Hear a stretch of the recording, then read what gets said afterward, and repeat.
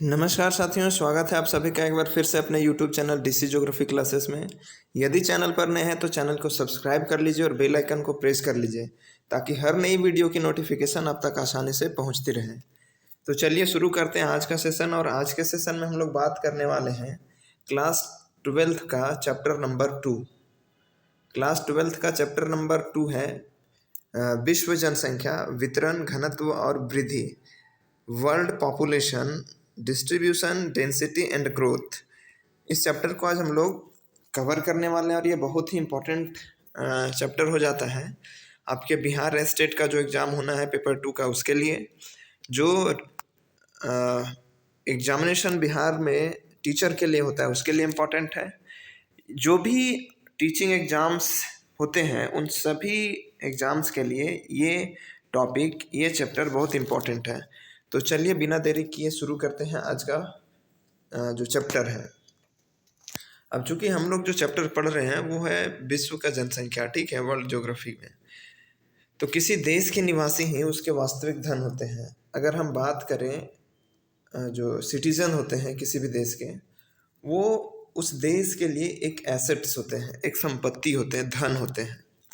और यही लोग देश के संसाधनों का उपयोग करते हैं। जो जनसंख्या है वहाँ की, जो लोगों की संख्या है, वही उस देश के लिए एक धन का काम करता है, एक एसेट्स का काम करता है, एक संपत्ति का काम करता है।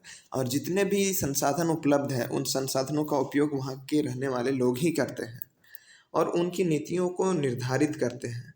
किसी देश में कैसी पॉलिसी होनी चाहिए रिसोर्स यूटिलाइजेशन को लेके या किसी अन्य चीज़ों को लेके, ये डिसाइड करते हैं वहाँ की जनता।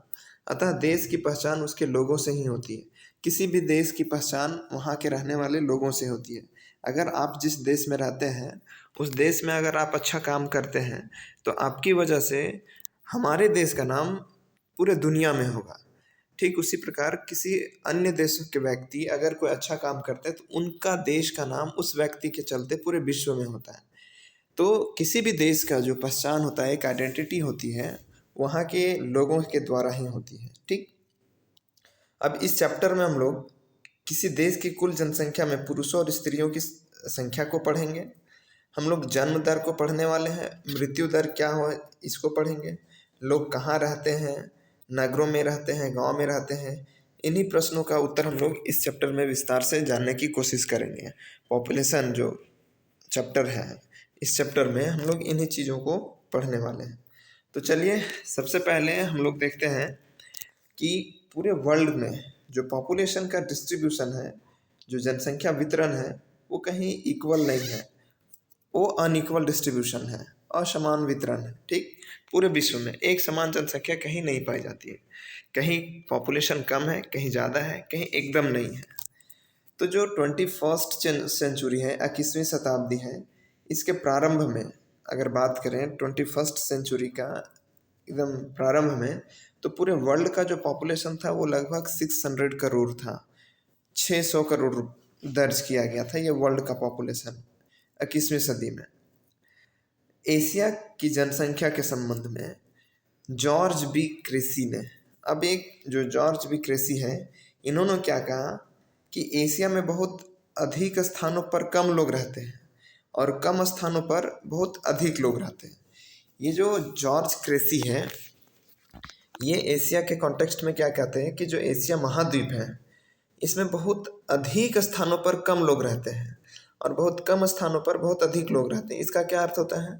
तो बहुत अधिक स्थान पर कम लोग रहते हैं, दैट मीन्स वहाँ रिसोर्स की कमी होगी, संसाधनों की कमी होगी। वहाँ मानव के रहने योग्य स्थान नहीं होगा, या तो पर्वत होगा या फिर डेजर्ट होगा या फिर बहुत ठंडे प्रदेश होंगे, कुछ भी हो, लेकिन मानव के रहने लायक सुटेबल कंडीशन नहीं होगा। और बहुत कम ऐसे स्थान है जो मानव के रहने लायक अत्यधिक सुटेबल है, अत्यधिक अच्छा माना जाता है।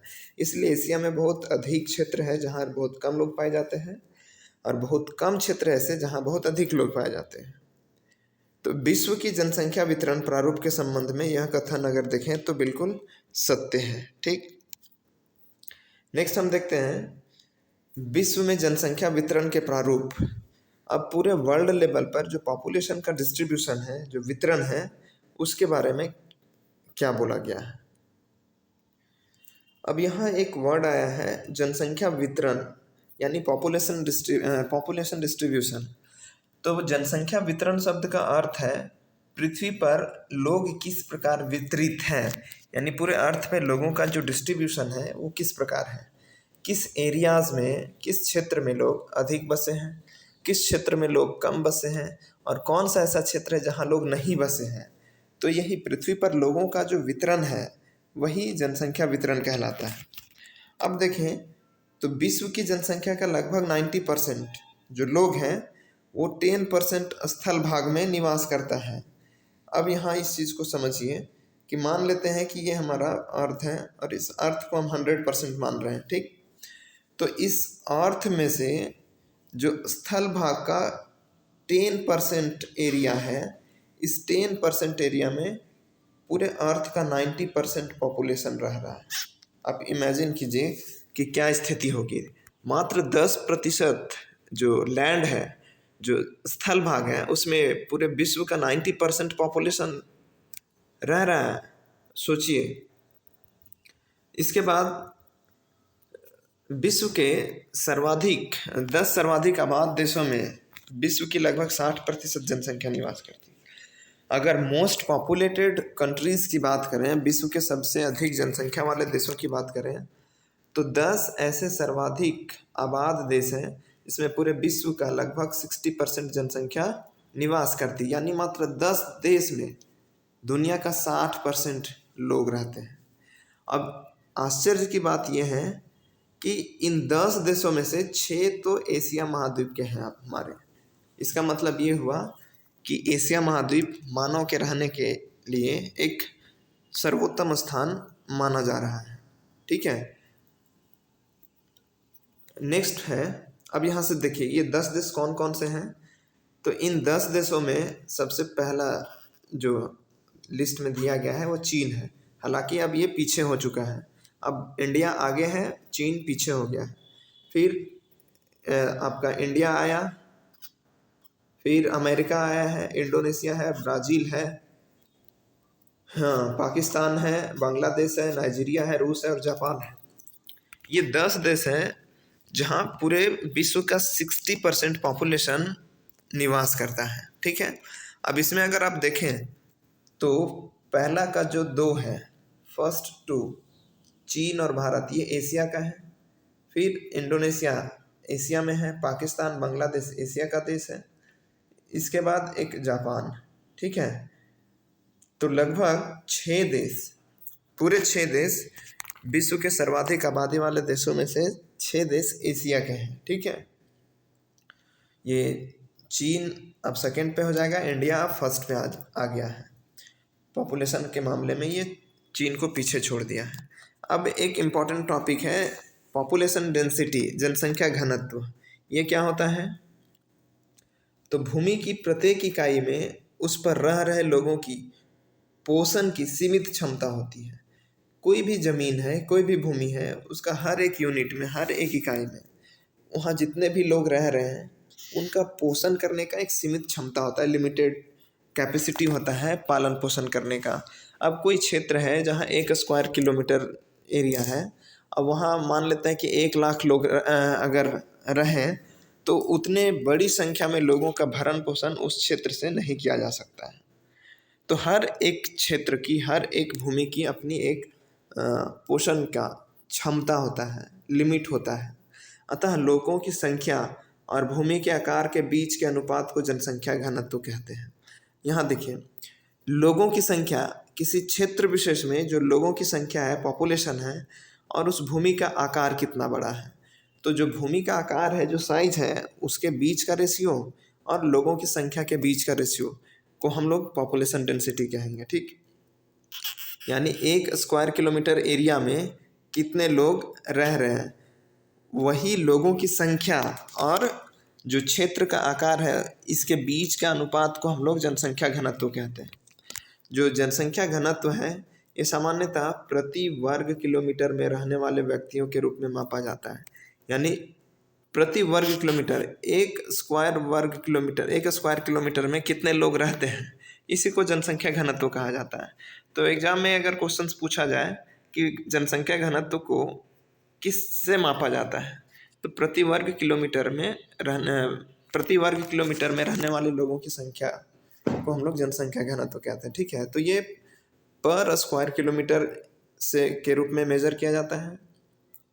अब जनसंख्या जो घनत्व है इसका एक फॉर्मूला है पॉपुलेशन डेंसिटी निकालने का।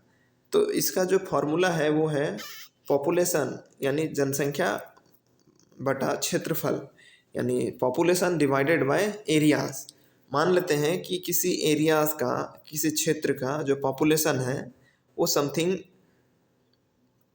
1,50,000 है, ठीक, और जो क्षेत्रफल है वो 100 वर्ग किलोमीटर है। तो जो डेंसिटी निकलेगा वो आपका निकलेगा 1500 व्यक्ति प्रति वर्ग किलोमीटर। ठीक है, आप अपने क्षेत्र का भी एरिया का डेंसिटी, पॉपुलेशन डेंसिटी आसानी से निकाल सकते हैं। आप जिस क्षेत्र में रहते हैं उस क्षेत्र का आपको पॉपुलेशन पता होना चाहिए, उस क्षेत्र का जो एरिया है, क्षेत्रफल है, वो स्क्वायर किलोमीटर में आपको पता होना चाहिए। अब दोनों को डिवाइड करेंगे तो आपके क्षेत्र का जो पॉपुलेशन डेंसिटी है वो आसानी से निकल जाएगा। नेक्स्ट है ये जो मैप है, इस मैप में आप देखिएगा तो पॉपुलेशन डिस्ट्रीब्यूशन को दिखाया गया है और इसमें आपको दिख रहा होगा कि जो एशिया का क्षेत्र है ये सबसे ज़्यादा डेंसली पॉपुलेटेड एरिया है, सबसे ज़्यादा जनसंख्या घनत्व वाला आपको देखने को मिलेगा। इसके बाद आपका जो ये आर्कटिक और अंटार्कटिक का जो रीजन है, ये इन क्षेत्रों में जनसंख्या का जो घनत्व है वो बहुत कम पाया जाता है। ठीक है, तो सर्वाधिक आपका जो डेंसिटी है, पॉपुलेशन डेंसिटी, वो है आपका एशिया कॉन्टिनेंट में। अब देखें जो अभी मैप हम लोगों ने देखा, यह विश्व के सघन आबादी वाले क्षेत्र हैं जिसमें प्रति वर्ग किलोमीटर 200 से अधिक व्यक्ति निवास करते हैं। अब ये क्वेश्चन पूछा जा सकता है कि विश्व में हम किन क्षेत्रों को डेंस्ड यानी सबसे सघन जनसंख्या वाला क्षेत्र कहेंगे। तो सघन जनसंख्या वाले क्षेत्र ऐसे क्षेत्र होते हैं जहां प्रति वर्ग किलोमीटर 200 व्यक्ति से अधिक लोग निवास करते हैं। ऐसे क्षेत्र को हम अधिक सघन आबादी वाला क्षेत्र कहेंगे। इसके अंतर्गत संयुक्त राज्य अमेरिका का उत्तर पूर्वी भाग, यूरोप का उत्तर पश्चिम भाग, दक्षिण तथा दक्षिण पूर्वी जो यूरोप का है, और पूर्वी एशिया के भाग जो है वो सघन आबादी वाले क्षेत्र के अंतर्गत आते हैं जहां जनसंख्या प्रति वर्ग किलोमीटर 200 से अधिक व्यक्ति पाए जाते हैं, निवास करते हैं। ठीक, इसके बाद है मरुस्थल और विषुवत रेखा के निकट उच्च वर्षा के अन्य क्षेत्रों में जनसंख्या घनत्व अत्यंत कम है। अब मरुस्थल, कोई भी एरिया में जो डेजर्ट पाया जाएगा, मरुस्थल, स्वाभाविक सी बात है कि वहाँ की जनसंख्या का जो डेंसिटी है, पॉपुलेशन का जो डेंसिटी है वो कम होगा। और एक विषुवत रेखा के निकट उच्च वर्षा वाले क्षेत्र में आप देखेंगे तो जो विषुवत रेखा है, जो इक्वेटर लाइन है, मुख्य रूप से ये लाइन इस क्षेत्र में, एक मिनट,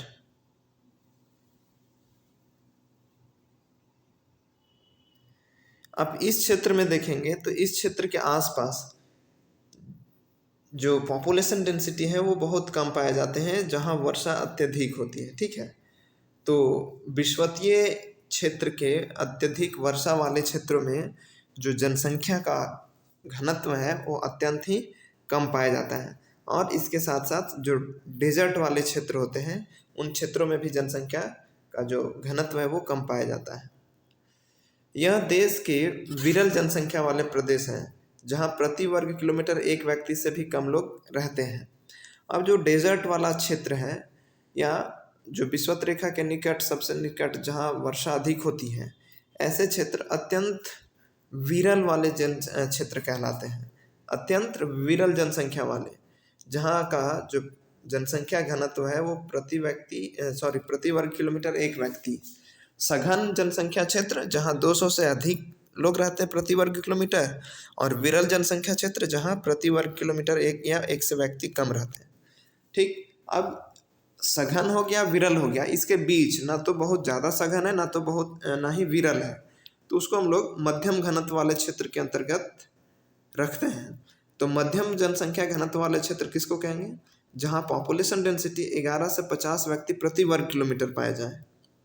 एक बार फिर से ध्यान दीजिएगा कि सघन जो है 200 से अधिक व्यक्ति प्रति वर्ग किलोमीटर पाए जाएंगे, विरल जो है वहाँ 1 से कम व्यक्ति प्रति वर्ग किलोमीटर पाए जाएंगे, और जो मध्यम घनत्व वाला क्षेत्र है वहाँ 11 से 50 व्यक्ति प्रति वर्ग किलोमीटर पाए जाएंगे। यानी 11 से अगर कम है, 2, 4, 5 व्यक्ति प्रति वर्ग किलोमीटर है, तो ऐसे क्षेत्र विरल क्षेत्र के अंतर्गत ही आएंगे। तो हम लोग अब एक कैटेगरी कर सकते हैं कि 0 से 10 के बीच अगर कहीं पॉपुलेशन पाया जाता है तो वो विरल क्षेत्र, 11 से 50 के बीच अगर पाया जाता है तो मध्यम घनत्व वाला क्षेत्र, और 50 से अधिक यानी 200 के आसपास या 200 से भी अधिक पॉपुलेशन अगर किसी क्षेत्र में पाया जाता है तो वो सघन आबादी वाला क्षेत्र के अंतर्गत आएगा। ठीक, अब है एशिया में पश्चिमी चीन, दक्षिणी भारत तथा यूरोप में नॉर्वे और स्वीडन इसके उदाहरण हैं। जो मध्यम जो घनत्व वाले क्षेत्र हैं इसके अंतर्गत एशिया में पश्चिमी चीन यानी चीन का पश्चिमी भाग, भारत का दक्षिणी भाग, यूरोप में नॉर्वे और स्वीडन मध्यम घनत्व वाले क्षेत्र के अंतर्गत आएंगे। तो प्रश्न ये पूछा जा सकता है कि यूरोप का कौन सा देश मध्यम घनत्व वाले देश की श्रेणी में आते हैं? तो नॉर्वे और स्वीडन है इसमें, जो एनसीईआरटी बुक में दिया हुआ है। ठीक है, अब आगे बढ़ते हैं। जनसंख्या वितरण को प्रभावित करने वाले कारक यानी पॉपुलेशन को इफेक्ट करने वाले जितने भी फैक्टर्स हैं, फैक्टर अफेक्टिंग पॉपुलेशन डिस्ट्रीब्यूशन। तो पहला जो है, हम अगर देखें जनसंख्या वितरण को प्रभावित करने वाले कारक, तो उसमें 3 मेजर फैक्टर हैं। ठीक है, पहला है फिजिकल फैक्टर, भौगोलिक कारक, दूसरा इकोनॉमिक फैक्टर, आर्थिक कारक, तीसरा है सोशल एंड कल्चरल फैक्टर, सांस्कृतिक और सामाजिक कारक। तो फिजिकल फैक्टर में हम सबसे पहले बात करें तो जो पहला पॉइंट है वो है जल की उपलब्धता यानी अवेलेबिलिटी ऑफ वाटर। जिन क्षेत्रों में जल आसानी से उपलब्ध है ऐसे क्षेत्र में जनसंख्या अधिक पाई जाएगी। जिन क्षेत्रों में जल उपलब्धता है ही नहीं, जल उपलब्ध है ही नहीं, तो ऐसे क्षेत्र में लोग कैसे बसेंगे? जल ही जीवन है, इसलिए तो कहा गया है।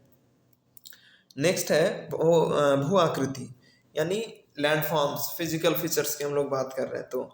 तो इसमें जैसे कहीं पर्वत है, कहीं पठार है और कहीं मैदानी भाग है। तो इन क्षेत्रों में जो पर्वतीय भाग है, स्वाभाविक सी बात है कि वहाँ सबसे कम जनसंख्या पाई जाएगी। पठारी भाग की बात करें तो पर्वतीय क्षेत्र से थोड़ा ज़्यादा जनसंख्या पाई जाएगी, और अगर मैदानी भाग की बात करें तो सर्वाधिक जनसंख्या पाई जाएगी। यानी भू आकृति भी, जो लैंडस्केप है, ये भी पॉपुलेशन डिस्ट्रीब्यूशन को इफेक्ट करता है, प्रभावित करता है। देन नेक्स्ट जो पॉइंट है वो है जलवायु, क्लाइमेटिक कंडीशन एक इम्पॉर्टेंट फैक्टर हो जाता है पॉपुलेशन डिस्ट्रीब्यूशन को प्रभावित करने वाले में से। तो क्लाइमेटिक कंडीशंस कैसे प्रभावित करता है? तो जिन क्षेत्रों में एक्सट्रीम क्लाइमेटिक कंडीशंस पाए जाए, बहुत ही अत्यधिक गर्म क्षेत्र पाया जाए, तो क्या वैसे क्षेत्र में जनसंख्या सर्वाइव कर पाएगी? पॉपुलेशन रहेगा? नहीं। या फिर हम इसका अपोजिट लें, बहुत एक्सट्रीम कोल्ड वेदर हो, एकदम ठंडी जलवायु हो, जहाँ सालों भर एकदम बर्फ ही जमा हो, तो ऐसे क्षेत्रों में भी पॉपुलेशन बहुत कम पाया जाएगा। लेकिन एक थर्ड हम मॉडरेट लाएं और ऐसा क्लाइमेटिक कंडीशन जहाँ ना तो बहुत अधिक गर्मी हो और ना ही बहुत अधिक ठंड हो, तो ऐसे क्षेत्र इंसान के रहने योग्य होगा। ऐसा क्लाइमेटिक रीजन इंसान को आसानी से रहने लायक जो क्लाइमेट है वो उपलब्ध करवाएगा, तो ऐसे क्षेत्र में लोग रहेंगे। देन है सॉइल, मृदा, मिट्टी। जिन क्षेत्रों में फर्टाइल सॉइल पाया जाए, उपजाऊ मिट्टी पाई जाए, तो ऐसे क्षेत्र में लोग अपने जीवन यापन के लिए कृषि कार्य करके उस क्षेत्र में रह सकते हैं। लेकिन जहाँ की भूमि ही बंजर हो, जहाँ किसी फसल का उत्पादन नहीं किया जा सकता, तो ऐसे क्षेत्र में पॉपुलेशन नहीं पाए जाएंगे। ठीक है, नेक्स्ट है हम लोग इकोनॉमिक फैक्टर की बात करते हैं, आर्थिक कारक की बात करते हैं। तो फर्स्ट जो इकोनॉमिक फैक्टर है उसमें है मिनरल्स, खनिज। तो स्वाभाविक सी बात है कि खनिज एक बहुमूल्य हमारे लिए है। ठीक है, इंसानों के लिए खनिज का जो इम्पोर्टेंस है वो बहुत अधिक है, क्योंकि मिनरल्स से ही, खनिज से ही बहुत सारे चीज़ों का निर्माण इंसान अपने उपयोग के लिए करता है। तो स्वाभाविक सी बात है कि जिस क्षेत्र में मिनरल्स अधिक पाए जाएंगे, खनिज अधिक पाए जाएंगे, पॉपुलेशन वहाँ ज़्यादा पाया जाएगा। जहाँ मिनरल्स कम होंगे, कंपैरिजन करेंगे तो थोड़ा कम पाया जाएगा, लेकिन जहाँ खनिज ज़्यादा पाया जाएगा, लोग उसके खनन के लिए, उससे लाभ लेने के लिए अधिक संख्या में लोग उधर निवास करते हैं।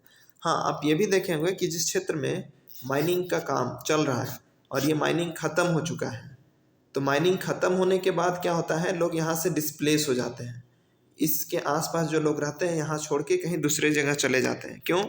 क्योंकि माइनिंग से जो इनका जो रोजी रोजगार चल रहा था वो ख़त्म हो चुका है। तो ये भी प्रभावित करता है जनसंख्या वितरण को, खनिज। ठीक है। दूसरा है नगरीकरण, अर्बनाइजेशन। ठीक। तो नगरीकरण कैसे प्रभावित करता है? स्वाभाविक सी बात है कि हम लोग गांव और नगर की बात करें तो नगरों में शिक्षा की, जो एजुकेशन का जो सुविधा है, जो हेल्थ का सुविधा है, स्वास्थ्य सुविधा है, जो सुरक्षा की सुविधा है, ये गांव की तुलना में बेहतर है। रोजगार के जो अवसर हैं, जॉब अपॉर्चुनिटीज़ है, वो नगरों में ज़्यादा है। उद्योगों की स्थापना नगरों में ज़्यादा है। तो स्वाभाविक सी बात है कि जहाँ सुविधाएं अच्छी होंगी, लोग स्वतः उस क्षेत्र में रोजगार की तलाश में, बेहतर चिकित्सा की तलाश में, बेहतर शिक्षा की तलाश में, बेहतर रहन सहन की तलाश में लोग प्रवास करते हैं। ठीक। नेक्स्ट है इंडस्ट्रियलाइजेशन, औद्योगिकरण। ये नगरीकरण से ही जुड़ा हुआ है। स्वाभाविक सी बात है कि जहाँ उद्योगों की स्थापना बहुत अधिक मात्रा में होगी, लोग उस क्षेत्र में काम करने के लिए पलायन करेंगे, जाएंगे। तो स्वाभाविक सी बात है कि उस क्षेत्र में जनसंख्या बढ़ेगी। सपोज मान लेते हैं कि किसी क्षेत्र में यहाँ फैक्ट्री खोला गया, उद्योग स्थापित किया गया। ठीक है। अब स्थापित करने के बाद होता क्या है कि इस क्षेत्र में कोई पॉपुलेशन था नहीं, तो आसपास के गांव के लोग इस फैक्ट्री में काम करने के लिए इधर मूव करेंगे। अब आएंगे तो स्वाभाविक सी बात है कि पर डे आना जाना नहीं हो पाएगा, तो लोग इसके आसपास कॉलोनीज में रहेंगे। तो यहाँ जो कॉलोनीज बस रहा है, वो कॉलोनी ये फैक्ट्री के कारण बस रहा है। ठीक है। कोई दुकान खोल दिया है या कोई और भी कई तरीके के बिजनेस कर रहे हैं, तो ये फैक्ट्री के बदौलत। तो औद्योगिकरण भी रिस्पॉन्सिबल है पॉपुलेशन डिस्ट्रीब्यूशन के लिए। नेक्स्ट अब हम लोग जो फैक्टर है वो है सोशल एंड कल्चरल फैक्टर, सामाजिक और सांस्कृतिक। तो कुछ स्थान धार्मिक अथवा सांस्कृतिक महत्व के कारण लोगों को आकर्षित करते हैं। आपने बनारस का नाम सुना होगा। आप देखेंगे कि बहुत अधिक संख्या में जो पंडित लोग होते हैं बनारस की तरफ मूव करते हैं, क्योंकि वो एक रिलीजियस प्लेस है, धार्मिक आस्था का केंद्र है। जो पंडित सब होते हैं वहाँ जाकर वो पूजा पाठ करवाने की कला सीखते हैं, विधि सीखते हैं। ठीक है। विधि विधान सीखते हैं। तो एक धर्म पर आधारित हम कह सकते हैं कि बनारस जो है वो धर्म के आधार पर वो जो बसा है, घना बसा है, वो धर्म वहाँ ज़्यादा वो रिस्पॉन्सिबल फैक्टर हम उसमें शामिल करेंगे। इसके बाद हम बोलते हैं कल्चर की, संस्कृति की। तो स्वाभाविक सी बात है कि अगर हमें कहीं बसना है, कहीं रहना है, तो हम अगर ज़मीन खरीदें तो स्वाभाविक सी बात है कि हमारे कल्चर के लोग जिस क्षेत्र में होंगे, हम उसी क्षेत्र में अपना ज़मीन खरीद कर हम अपना घर बनाएंगे। जिस क्षेत्र में हमारे कल्चर से रिलेटेड कोई भी लोग नहीं होंगे, वैसे क्षेत्र में हम रहना पसंद नहीं करेंगे। तो जो सामाजिक और सांस्कृतिक कारक है, ये भी पॉपुलेशन को इफेक्ट करता है। ठीक। अब पहला हम लोग पढ़ते हैं जल की उपलब्धता, अभी जो हम लोग पढ़ रहे थे भौगोलिक कारक में। तो जल जीवन का सबसे महत्वपूर्ण कारक है, अतः उन क्षेत्रों में बसने को प्राथमिकता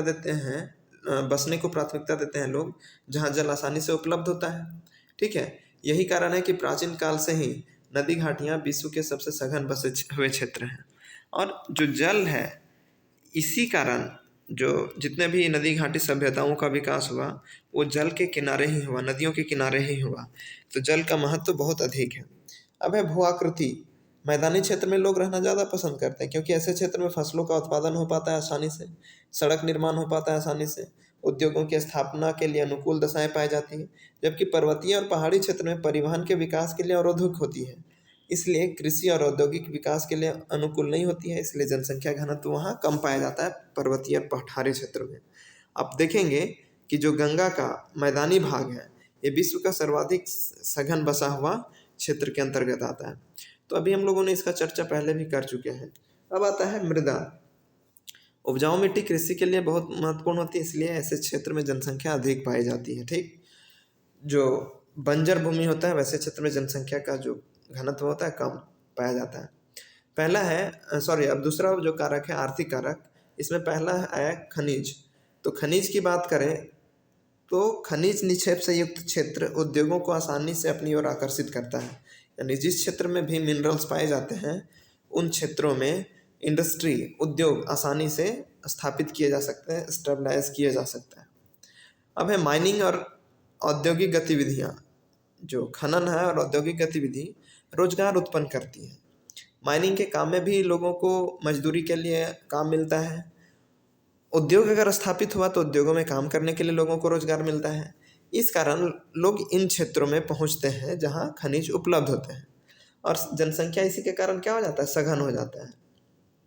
अभी आप सपोज कीजिए कि कोई क्षेत्र में एकदम खाली जमीन पड़ा हुआ है, ठीक। अब यहाँ एक आप बस स्टैंड अगर सरकार के द्वारा खुलवा दिया जाता है तो आप देखेंगे कि देखते ही देखते इन क्षेत्रों में इतना घना लोग बस जाएंगे, दुकान खोल देंगे कि जो क्षेत्र आज से कुछ समय पहले तक जो विरल जनसंख्या वाला क्षेत्र था, देखते देखते यहाँ लोग अधिक बसने लग जाते हैं, ठीक है। तो उसी तरह जो खनिज है ये लोगों को आकर्षित करता है। अफ्रीका का जो अफ्रीका महाद्वीप है यहाँ एक कटंगा प्रदेश है और जाम्बिया का जो तांबा पेटी है इसका एक अच्छा एग्जाम्पल है। तो जाम्बिया, कटंगा और जाम्बिया यहाँ तांबा ज़्यादा पाया जाता है जिसके कारण लोग वहाँ तांबे की खनन के लिए लोग बसे हैं और यहाँ बसने का कोई और कारण नहीं है। तो अफ्रीका का कटंगा और जाम्बिया तांबा पेटी के लिए प्रसिद्ध है और यहाँ इसी खनिज के कारण लोग बसे हैं। नगरीकरण यानी नगर क्षेत्र जो शहर है रोजगार का बेहतर अवसर उपलब्ध करवाता है, अलग अलग प्रकार के रोजगार उपलब्ध करवाता है। यहाँ शैक्षिक सुविधाएं जो होती है, चिकित्सा सुविधाएं होती है, परिवहन की सुविधाएं, संचार की सुविधाएं बहुत बेहतर होती है गाँव की तुलना में। इसलिए लोग नगर की अच्छी नागरिक सुविधाओं के लिए लोग नगरों की ओर आकर्षित होते हैं, ठीक है। इन्हीं सभी सुविधाओं के कारण लोग शहर में आना चाहते हैं।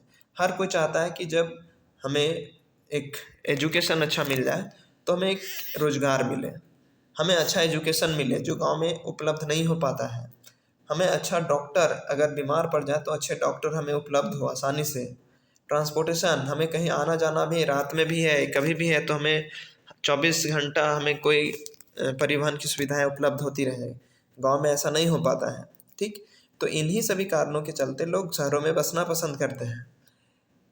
इससे ग्रामीण क्षेत्र से नगरीय क्षेत्र की ओर लोगों का प्रवास होता है, माइग्रेट करते हैं लोग इन्हीं चीज़ों के कारण शहर से गांव से शहर की तरफ।